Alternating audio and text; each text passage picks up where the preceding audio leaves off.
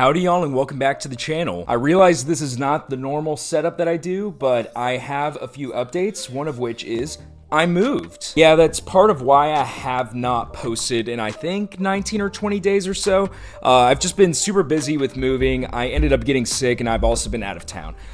So unfortunately that results in me not prioritizing my channel as much. But you'll be seeing a lot more of me lately. I am settled into my new place. This setup isn't set in stone. I may switch it up here a little bit, but for now, this is what I got. I wanted to do a quick video for you guys and talk about a few updates here over the last month. Now, moving as well as being sick has resulted in me just simply not watching as many new movies, but there also hasn't been much that's come out since the last time I posted that I've really been interested in, but I want to go ahead and kick us off with my thoughts on Argylle. Argylle is, of course, the new Matthew Vaughn movie starring Henry Cavill, starring Dua Lipa. She's in like 7 minutes of the movie. Of course, Bryce Dallas Howard, Sam Rockwell, a lot of fan favorites in here. It's a movie that I was highly anticipating and highly disappointed by. This movie is so stupid. Now, I won't lie to you guys, I actually really enjoyed like the first 45 minutes of this movie. It seems like vintage Matthew Vaughn here. And I've heard a lot of people complain about the twists that are throughout this movie because it is riddled with them to the point where you're kind of numb to it.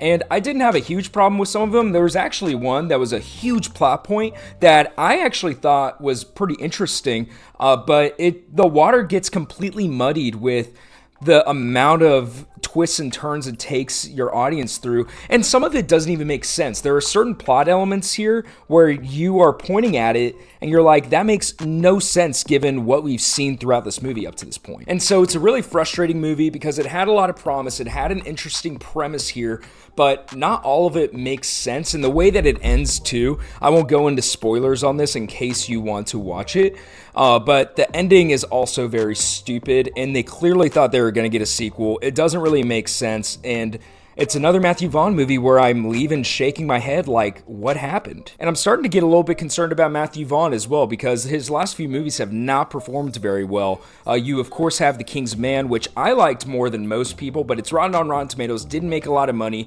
This movie is being panned and is a huge flop. I saw somewhere that its budget was between $200 and $250 million. However, the director came out and said that that's just what Apple paid for the rights of the movie. So I don't really know what the production cost of this thing was, but either way, it's not making nearly enough money to make a sequel. And of course, Matthew Vaughn made the underwhelming sequel to The Kingsman with Kingsman: The Golden Circle that I did not like as much, and it was just generally not received as well as the first one. So I don't really know what the solution is for him here. I'm concerned because he's definitely a unique filmmaker, and I like most of his movies, but dude, you gotta give us a good one. And I brought up the box office with Argylle, and that leads me into my next discussion that I want to talk about, and it's just a general concern for the box office right now. The other day, I was curious, and I looked year over year at what the numbers for 2024 look like versus 2023. And they are not good. We are trending way down right now. I don't have the percentage off the top of my head, but simply put, whenever I compare it year over year, we do not have as many December movies bleeding over into our January box office, and if they are, they're not getting very high returns. I mean, I believe Wonka was #1 in the box office our first weekend here, and that's continued to be in the top 5, but it's not earning $10-15 million. It's making like $5 million here, $6 million there. It's not an Avatar: The Way of Water, what we had last year, where that movie goes on to make $2 billion, and that's bled into January. Right now, the theater chains are hurting, and they're going to continue hurting here until Dune comes out.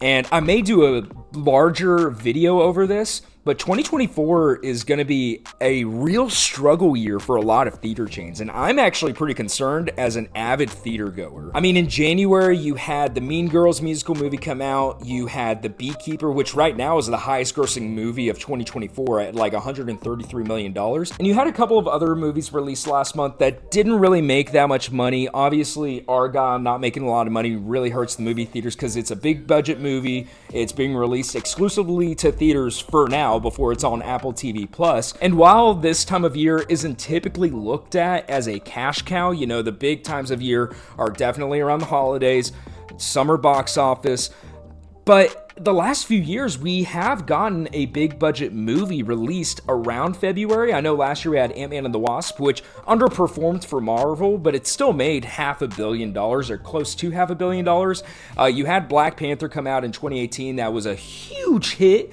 So, you know, you can expect at least one big box office win from the first 2 months of the year, and right now it just doesn't look like we're gonna have that. Madam Web is going to flop hard, I believe.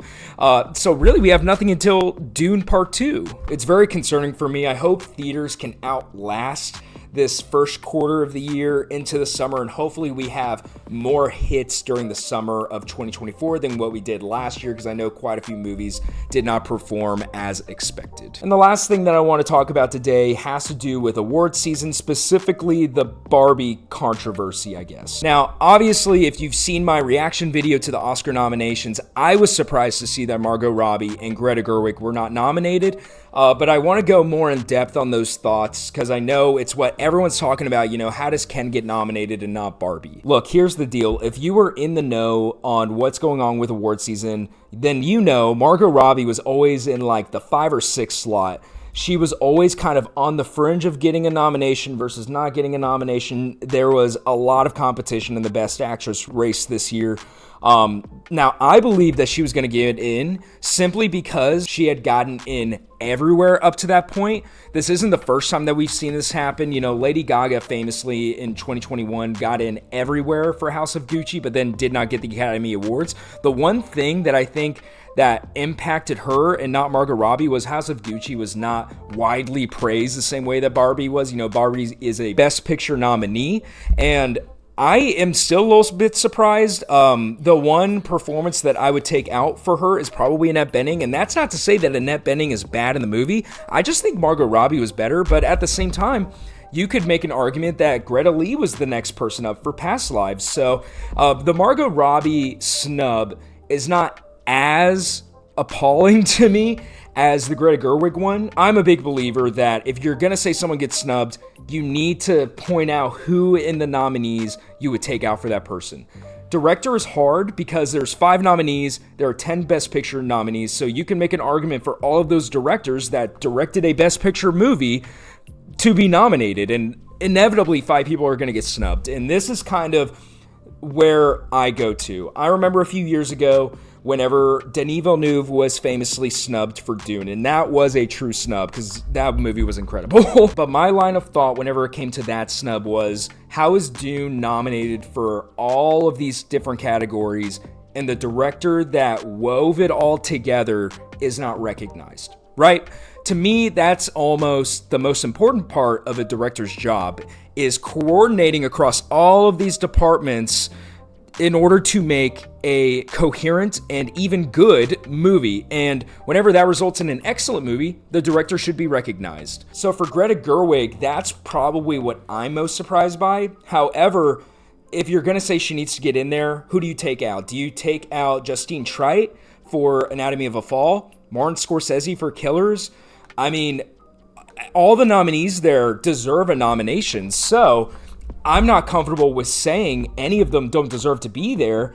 I just feel like with Greta Gerwig, the amount that she had to do and the amount that the movie is recognized at this year's Academy Awards, she probably should have received a nomination. Whereas with Margot Robbie, I can kind of see how she didn't get a nomination. Greta Gerwig, I have a little bit of a harder time grasping onto.